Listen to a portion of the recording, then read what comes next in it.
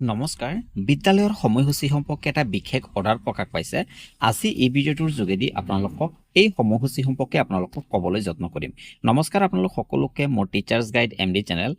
লগতে আপোনালোকে যদি ফেচবুকত চাই আছে তেতিয়াহ'লে মেইলক পেজলৈ আপোনালোক সকলোকে স্বাগতম জনাইছো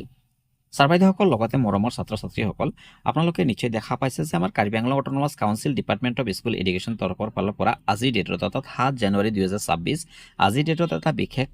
অৰ্ডাৰ প্ৰকাশ পাইছে আৰু যি অৰ্ডাৰটো হৈছে যেহেতু যথেষ্ট পৰিমাণে ঠাণ্ডা বৃদ্ধি পাইছে এই ঠাণ্ডাৰ প্ৰতি লক্ষ্য ৰাখি আমাৰ কাৰ্বি আংলং আৰু ৱেষ্ট কাৰ্বি আংলং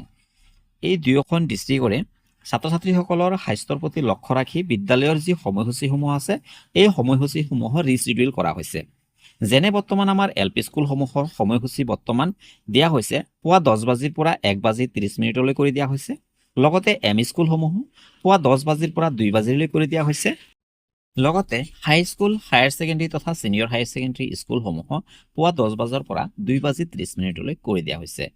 তো ছাৰ বাইদেউসকল আপোনালোকে নিশ্চয় গম পাইছে গতিকে আমাৰ পুৱা 10 বাজিৰ পৰা স্কুলসমূহ ষ্টাৰ্ট হ'ব আৰু সময়সমূহ ছুটিৰ সময়সমূহ বেলেগ বেলেগকৈ দিয়া হৈছে তো ছাৰ বাইদেউসকল ভিডিঅ'টো যিমান পাৰে শ্বেয়াৰ কৰি দিব যাতে আমাৰ প্ৰতিজন ছাত্ৰ ছাত্ৰীসকলে কথাখিনি গম পায় সময়মতে বিদ্যালয়ত আহি উপস্থিত হ'ব পাৰে ভিডিঅ'টো সম্পূৰ্ণ চোৱাৰ বাবে ধন্যবাদ